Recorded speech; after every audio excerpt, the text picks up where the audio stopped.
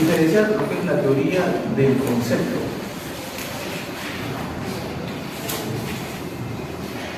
Un concepto podríamos decir que es una definición. Definición. Es algo descriptivo.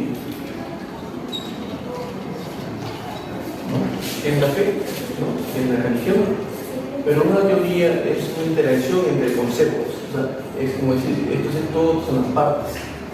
Entonces, en una teoría yo puedo hablar, para que en una teoría yo puedo especular e incluso plantear la hipótesis de que algo puede suceder, ¿no? Si es que yo aprendo ciertos conceptos de tal manera los que vamos a interactuar para lograr un nuevo conocimiento, ¿no? Sí le di ejemplo sobre el tema de hospital. Se acuerdan que hablamos de la zona quirúrgica y de las zonas de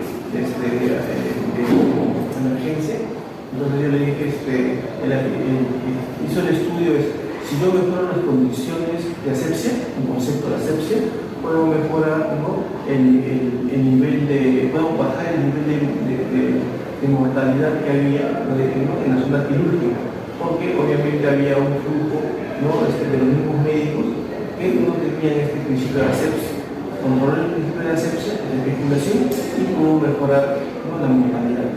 Entonces, hay que la mortalidad, que la asepsia, pero el conjunto de cada uno de ellos hizo su teoría, su hipótesis. Entonces, básicamente la teoría es una especulación para desarrollar nueva información, ¿no? Especulación, ¿no? En donde podemos hacer que hay interacciones de conceptos. Ahora, ¿cómo decir? Malo, la teoría, ¿no? Los conceptos son los que arman, ¿no? El concepto de la definición humana. Entonces, la cuestión está en que lo que tienen que leer es la teoría. Entonces, la teoría no va a ser fácil, la teoría va a venir así, ¿no? Van a tener un montón de texto acá, ¿no? La teoría X, ¿no? La teoría X, ¿no? Van a encontrar un párrafo, quizás una foto acá, párrafo, ¿no? Quizás acá cuando están hablando te dicen ve la imagen tal, ¿no? Ve la imagen 1, ¿no? Y sigue el texto, ¿no? Entonces, pero la idea es leer la teoría varias veces, leer 4, lo que hagan que entiendan, que entiendan qué realmente, de qué trata la teoría. Cuando lo lean varias veces se dan cuenta que algunos términos tienen más significado, tienen más importancia. Es el motor de toda la teoría. Entonces empezarán a encontrar algunos términos.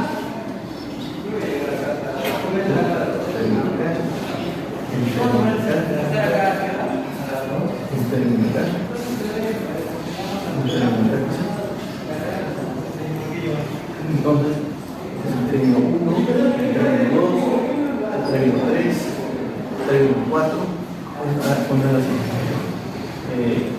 Concepto 1, 2, 3, 4 y harán las descripciones. Traten de hacer ese ejercicio. Entonces tiene la descripción de los conceptos, pero hay que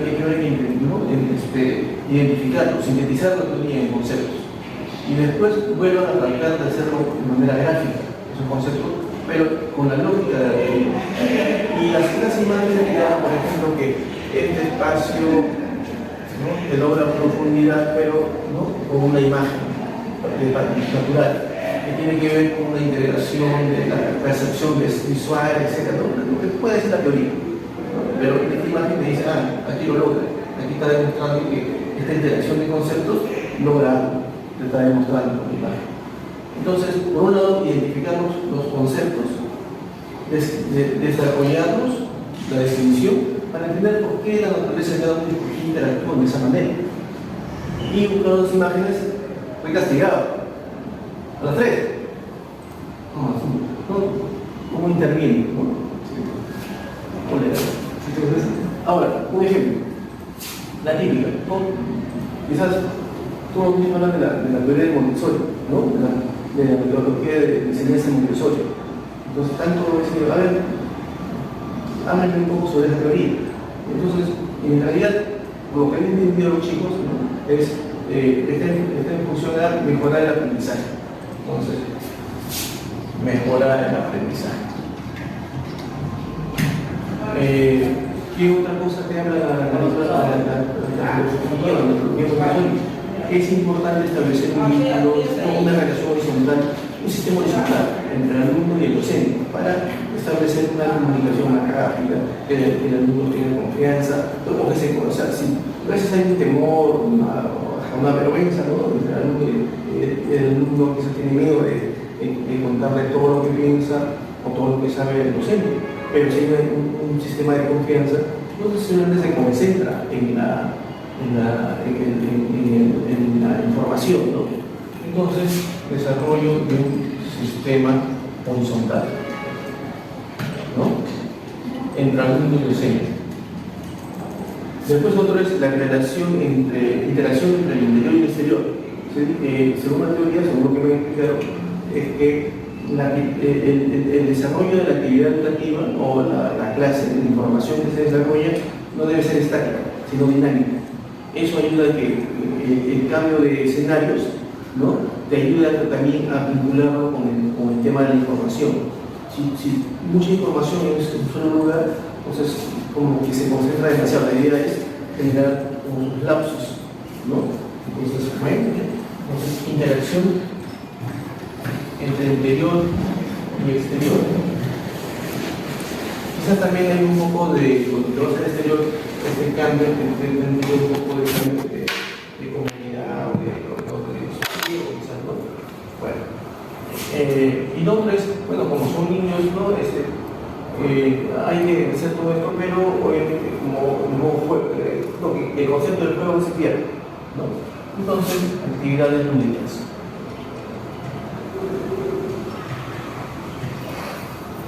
Entonces, estos son conceptos que se van a describir, ¿no? Básicamente, son parte de la teoría del método Montessori. Entonces uno dice, a ver, ¿cómo llego al aprendizaje? Podemos empezar por ahí, ¿no? ¿Cómo llego a maximizar el aprendizaje? Uno puede decir, yo estoy deduciendo, ¿no? Que la teoría sea así, porque hay más conceptos. Yo creo que es un libro para explicar un poco la lógica. Yo podría determinar que según lo que he leído, hay etapas, ¿no? Por ejemplo, primero tengo que establecer una relación de confianza con el alumno. La primera etapa podría ser el sistema horizontal. Una segunda etapa, ¿no? Dice, una vez establecida la confianza, puedo desarrollar dinámicas, ¿no? En función a desarrollar información en espacios cerrados, semicerrados, abiertos, y quizás la temática tenga que ver con ese tipo de espacio, puedo graduar la información. Entonces, pero el alumno va a poder seguir, ¿no? Ese proceso si es que se establece el vínculo. Bueno, tiene sentido. Primero logro esto y después logro la interacción. La interacción del interior y exterior. ¿De acuerdo?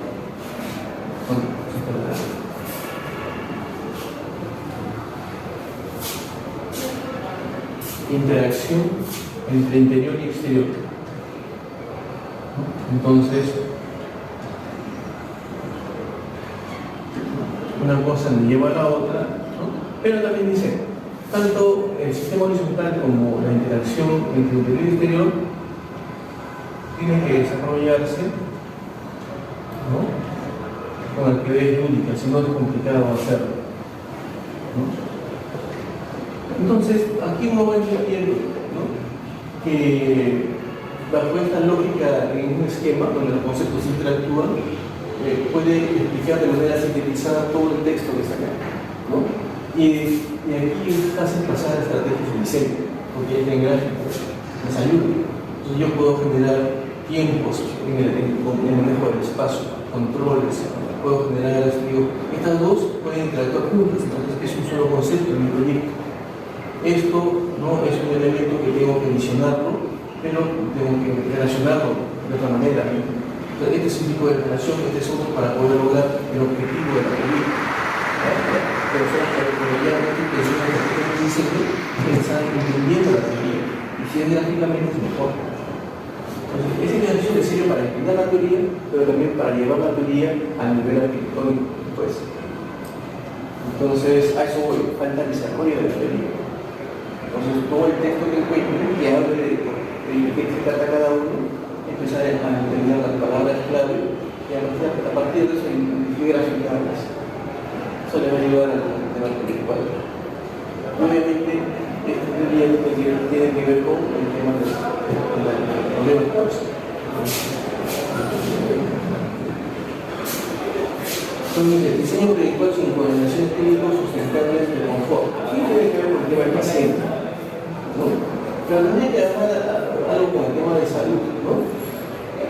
Porque si no es muy genérico, entonces tendría que ver con el tema de salud, ¿no? No sé si esto tiene confort médico o diseño intelectual sin consideración de técnicas sustentables para el confort sustentables. Pero aquí están hablando de sustentable o sustentable en el hecho de no utilizar ventilación mecánica. Ah, es la natural. Sí. Ya, bueno, para el confort. Pero esto puede ir a una biblioteca, ¿no? Pero falta el enfoque en cuanto al tema de salud. Acuérdense que puedo encontrar modelos de confort, ¿no? En espacios abiertos, cerrados. Puedo mejorar el confort físico, el confort anímico, ¿no? Y llegar a espacios, ¿no? A los jardines terapéuticos, a tratamientos, ¿no? De otra índole, ¿no? Entonces ahí faltaría un poquito de precisar, ¿no? Carencia de accesibilidad integral. Aquí, por lo menos lo que entiendo es que carencia de accesibilidad integral en los establecimientos de salud. Arquitectónicamente, ¿qué resolvería? Haciendo los ambientes con las áreas adecuadas y que sea un norma. Pero aquí me llamaría titular. ¿Qué teoría en Puerto Rico en esto? Eso es con respecto, digamos, a la que todas las personas, cualquier salud puede estar ingresada. Eso tiene que ver con el modelo espacial.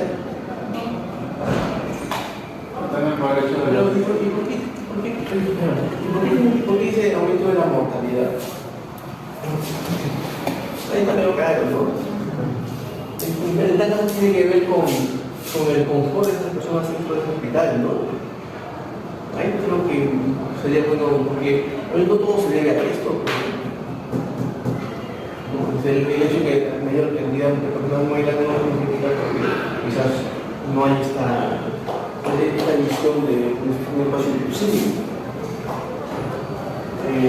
Donde tenemos proyectado para equipamientos de salud en dimensiones de bueno, te lleva un poco a la verticalización, sí, incluso podrías decir en terrenos reducidos, pero quizás en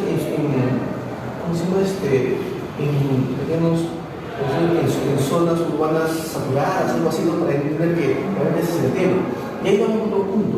Ustedes cuando desarrollen su proyecto, van a batallar en parte con un impacto urbano, porque la ciudad está yendo más, ¿no? Entonces hay un impacto urbano que hay que tener en cuenta acá. Por ejemplo, se va a generar un flujo denso de vehículos llegando a este hospital, ¿no? Por un lado, pero por otro lado también la avenida genera ruido, ¿no? Entonces eso a la larga van a tener que pensar cómo resolverlo porque hay una organización. Entonces ahí hay cositas que están dejando de lado todavía y que son un problema. Sería agregar otro ramo. Puede ser, podría ser. Entonces, primero desarrollar las teorías a profundidad y ver si no se vincula adecuadamente con los problemas causa. Revisar, ¿no? Quizás puede haber otros problemas importantes ahí. Y la ubicación sí es cierto, porque está saturada, ¿verdad? Y saturado me refiero a que también hay problemas urbanos ahí que me respiran en la cara, en el terreno. Entonces eso hay que no me en cuenta también. Entonces, que sea inclusivo, que sea confortable, que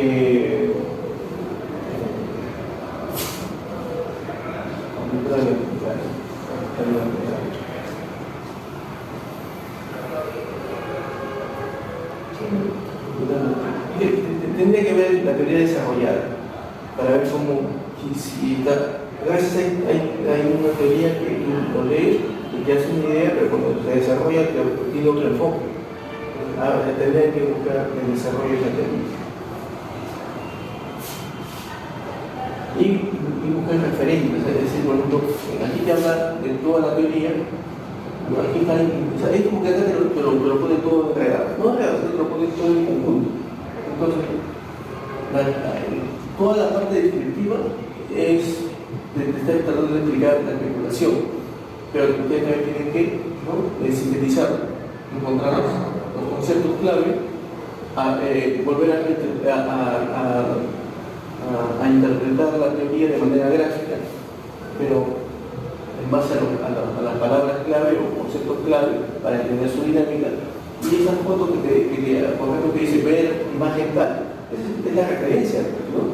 Entonces, esto sería, en el caso de ustedes, un proyecto por cada teoría que te lleve a, por ejemplo, con el tema ambiental, con el tema de la verticalidad, con el tema de la inclusión. Entonces, ahí tienen ya un trabajo. Pregunta. El proyecto sería de los no nacional, ¿no? ¿Qué sería este caso? ¿O habría que elegir al menos uno nacional o internacional? En el caso de lo que está relacionado con las teorías, puede ser cualquiera. Ya en la casuística, para armar el programa arquitectónico, ahí sí, ¿no? Ahí sí, los nacionales, los internacionales. Todavía es una parte teórica, ¿no? Todavía no es una parte del programa. Sí. Listo, chicos.